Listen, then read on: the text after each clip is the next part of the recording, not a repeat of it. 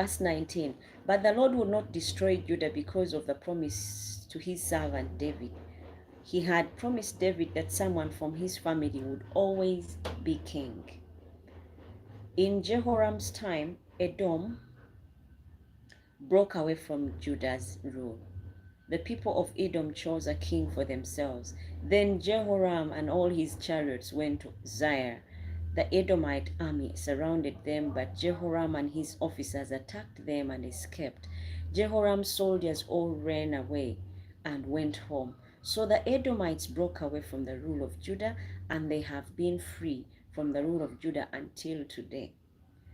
At the same time, Libnah also broke away from Judah's rule. All the things Jehoram did are written in the book, the history of the kings of Judah. Jehoram died and was buried with his ancestors in the city of David. Jehoram's son Ahaziah became the new king. Ahaziah, son of Jehoram, became the king of Judah in the 12th year that Joram, son of Ahab, was king of Israel. Ahaziah was 22 years old when he began to rule. He ruled 1 year in Jerusalem. His mother's name was Athaliah. She was the daughter of the king of Umri of Israel. Azariah did what the Lord said was wrong. He did many bad things, just as the people from Ahab's family had done. He lived like this because his wife was from Ahab's family. Verse 28 says, Joram was from Ahab's family. Ahaziah went with Joram to fight against King Hazael of Aram at Ramoth Gilead. The Arameans wounded Joram. King Joram went back to Israel so that he could get well from those wounds. He went to the area of Jezreel. Ahaziah, son of Jehoram, was the king of Judah. Ahaziah went to Jezreel to see Joram. Now you can see why I want us to be reading 2 chapters, because this one leaves us hanging. And so we are going to first go through chapter 8, then we'll go to chapter 9. Chapter 9 is talking about the king and the Shunammite woman. You remember the Shunammite woman whom God told, who Elisha asked to share her last bread and oil and water so that he could have something to eat in the first 2 years or 3 years of famine. You remember her? And she said, we have this to eat, and once we are done eating, me and my son will die.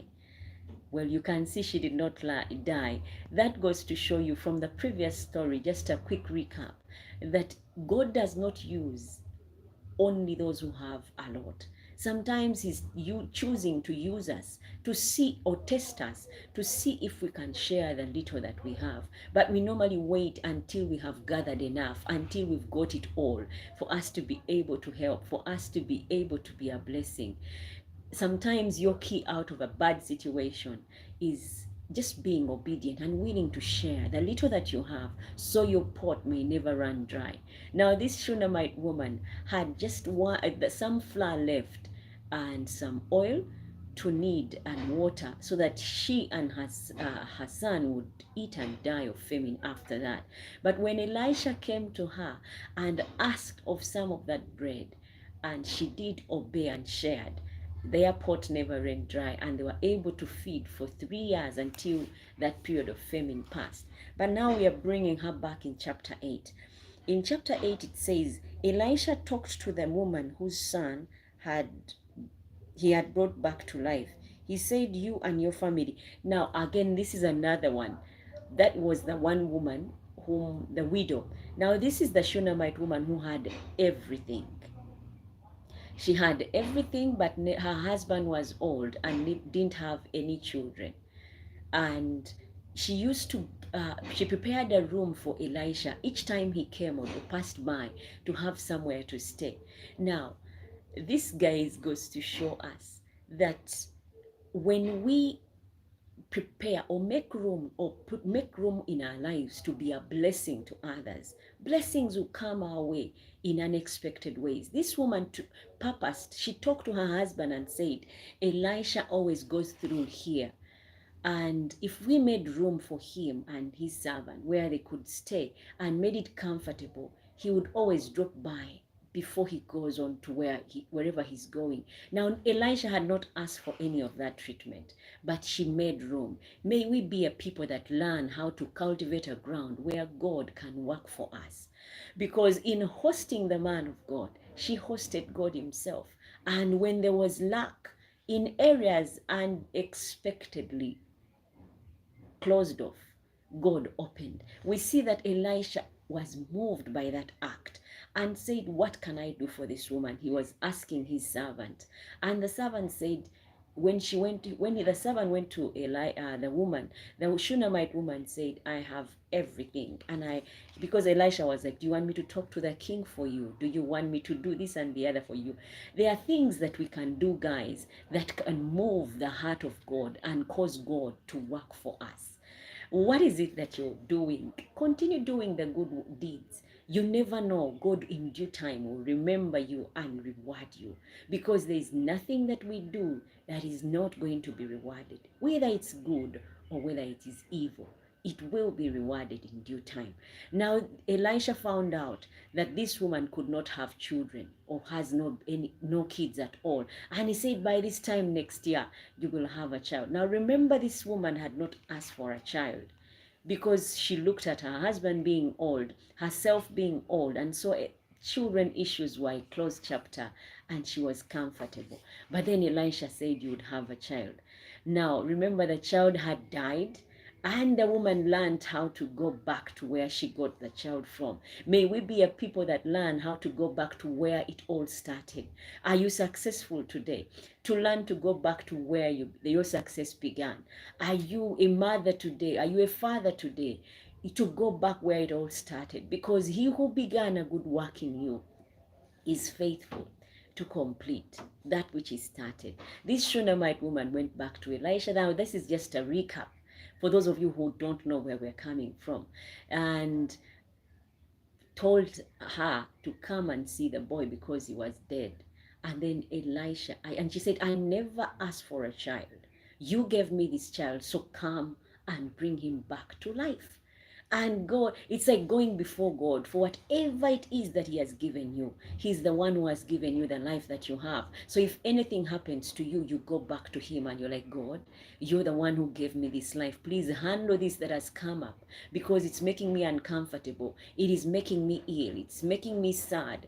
Even if it is that wife that you have that is becoming a headache, even if it's the husband, you go back to the author, the one who started it all, to come and level out the ground.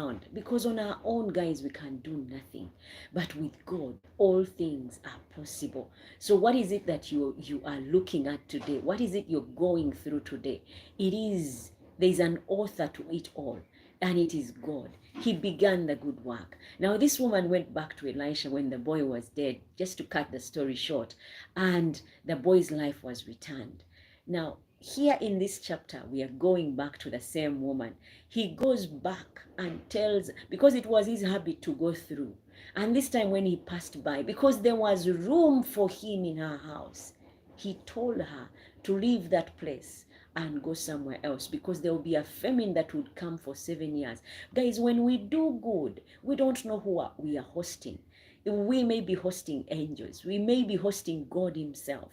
Now, had it not been the woman's habit, like, in these days where we build perimeter walls around our land or hedges around our land and put strong gates and put electricity over our gates so that no one jumps over or peeps through or even tries to get close, and we don't host. If that woman had done that and Elisha kept on passing by without her hosting him, that famine would come without her knowing what is going to happen, and it would strike them very bad, probably lose lives. But because she had hosted the presence of God in her house, when she hosted it the next time, she was warned of what was yet to happen, which was the famine. I mean, everything could be going right for you, and there's no sign things are going to go bad. But when you walk close to God, guess what happens? He reveals to you those things that are going to happen even before they happen. Now that is God's nature, guys.